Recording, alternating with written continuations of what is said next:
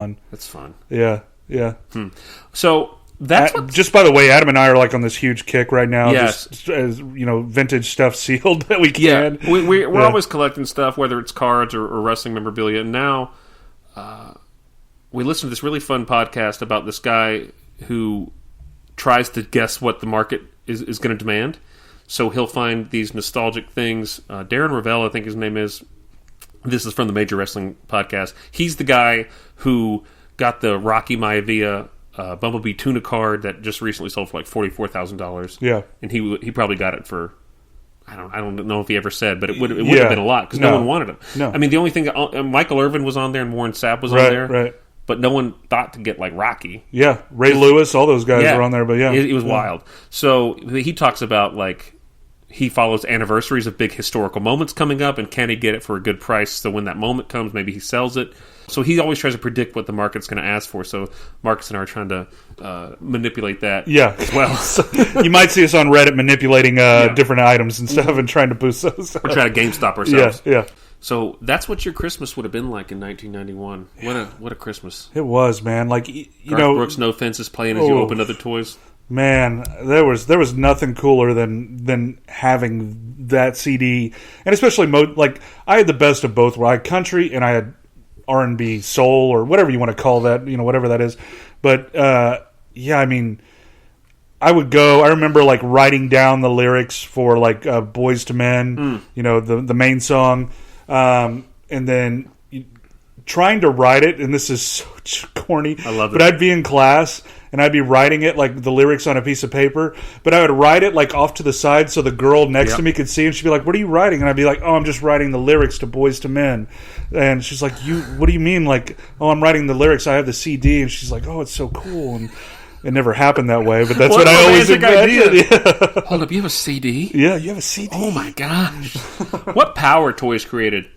Like, I don't know if there's a toy right now or item that I would try to peacock as a kid, like oh, I'm gonna flex on this girl. I'm gonna show her that I might have a CD. Like, what's the equivalent of that today? Money. That's it. I got $100 for Christmas, girl. I don't know. I mean, there's really nothing else. I mean. Yeah, I don't see anything having as big. If you have kids and you listen to this podcast, please tell us what they're peacocking these days. What are they like? Are they? Is it shoe? I mean, is it more shoe based? That's a good point. Yeah, shoes. Because when I got into middle school and high school, shoes were a big deal. Right. Those King Griffies. Ooh. But I don't know what else. Fortnite skins. Yeah, anything like that. Let the girl know you play some Fortnite. Yeah. So let's talk about the movie, Marcus. College Kickboxer. It's about a kid who goes to college, meets his roommate, who's black, and immediately runs into a racist gang about 20 minutes later. Oh, nutty. I think this all happens in the span of 10 minutes, I think. Yeah. Like it really does. Yeah. You see him driving his Jeep, listening to music, going along the Santa Monica freeway. It's just the beautiful background. Pulls up, parks in a non-lined parking space. Yep. Yeah. Could have been handicapped. Could have been. He didn't know. No. And goes to register, and let's just go over the scene where they meet each other, because it's very odd. And yes, I definitely want to do that, but I thought you were going to say, let's go even back to the registering, where the lady who's registering him says, oh, good luck. That's what, yeah. Gotcha. Okay. So he's going to register for class, or register himself for the dorms. First, he looks 31. He does. I mean, the idea that he's just a TA 18, coming in or something like that. I mean, maybe he's returning to college. I don't know. But he's going to live in the dorms. But he's a freshman. It's clear he's a freshman. Yeah, he said. So 18? Anyway. Yeah. He goes to register. He's like, hey, my name's this guy. And he talks. Every line he's delivered, it's like someone was like, oh, deliver this line sarcastically. Deliver this line. And not to say that that's not what acting is at its core, but like, it's really, he's a bad actor. Yeah. Thanks for listening, though. Really appreciate your support. Yeah. And he comes to get his dorm, and she's like, oh, you're being this. Your roommate is Mark William. Is that Mark Brown? Mark Brown. Yeah, Mark Brown. Yeah. And she goes, "Good luck."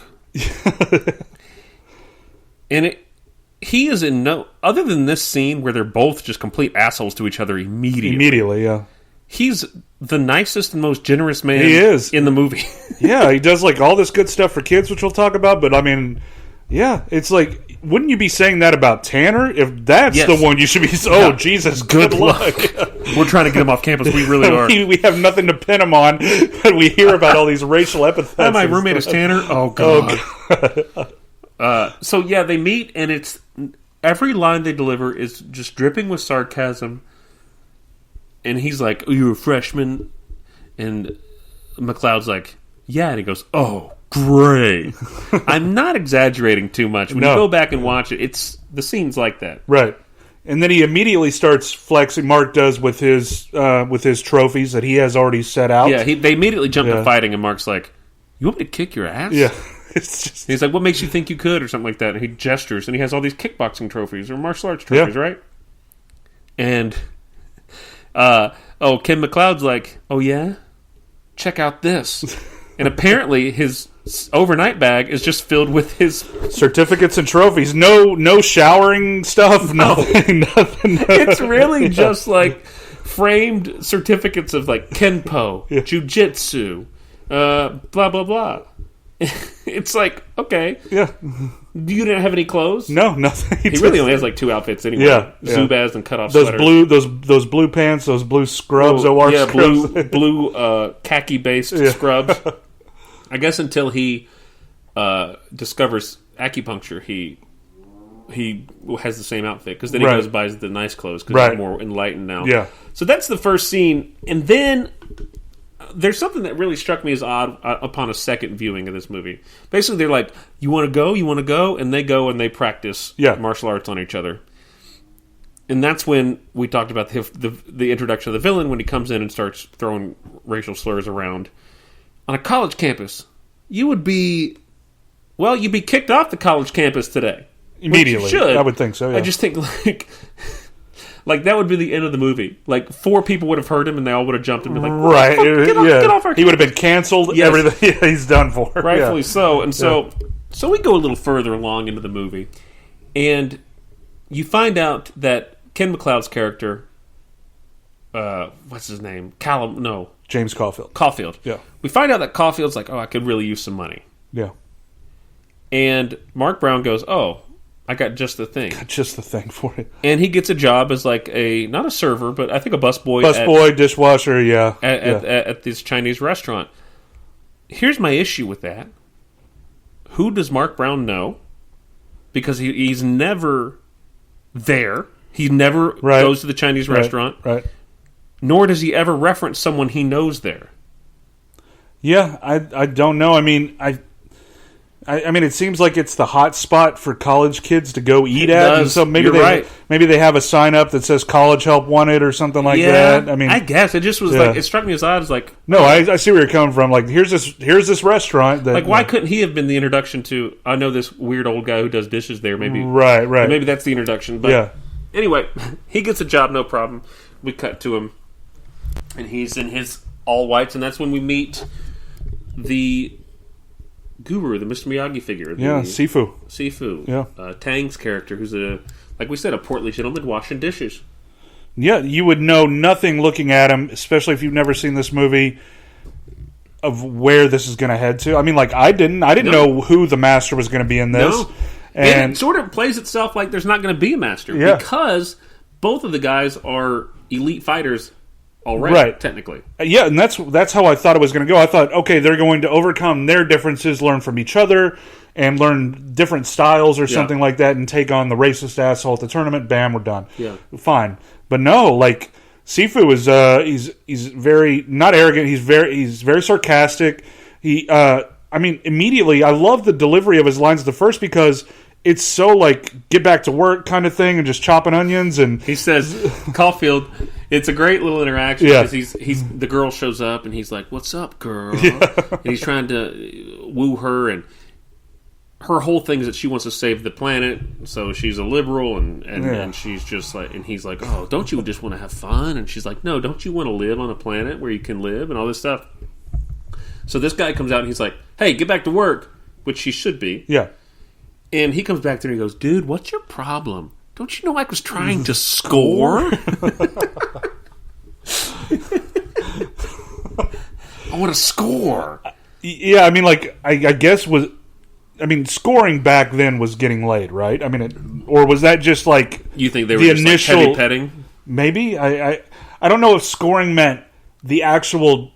I mean, I don't think a date would be like if I got a date, I scored, or do I? I think he's talking about Gotcha. I have to bang this girl. Sheets. Yeah. Okay. And so he's getting on to Tang for cock blocking. Yeah. And then the red light goes off, which is weird. And I don't know if restaurants had this a lot.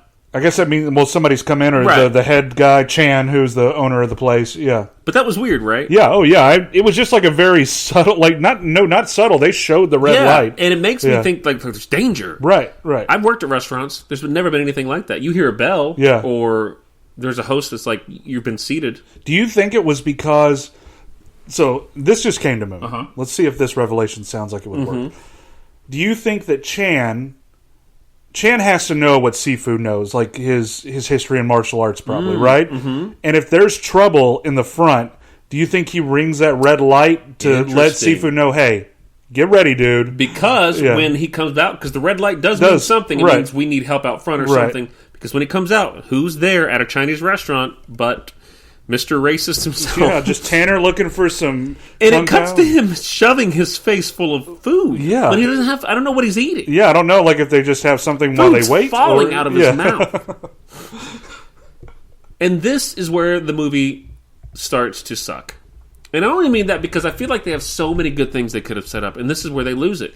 So in wrestling, to go back to professional wrestling, if you're going to introduce a villain, right? Right. You want this villain to be like your big draw, your main event. Yeah. And you go, okay, here's the new villain, and he beats everyone's ass. And he's like, oh my gosh, this guy's terrifying. No. Who could beat him? This movie doesn't subscribe to that at all. And there's a street fight right after this where the lead, Caulfield, beats up 3 people, including the main villain. Right. And I mean, he's pretty much just knocked down to this level as a viewer to where like, oh, there's no danger here. It's just a guy who runs his mouth and is just an ignorant asshole. I don't see the scene that happens, the second street fight, I don't see why that couldn't be all together. Yeah, you needed to have, if you didn't have the main guy beating him up, maybe he gets one kick in, but then... it breaks up. Yeah, it breaks up. You're right. Yeah. I could have handled that. Yeah. Because the second street fight is an escalation. So basically, Caulfield beats all 3 guys up, and they run away. He runs back in, starts working again. Right. Yeah, he does. He's feeling good now. Yeah. I mean, he's like, I took care of that problem, which he should. He's on the clock. He's trying to earn money. Yeah. He talks about it.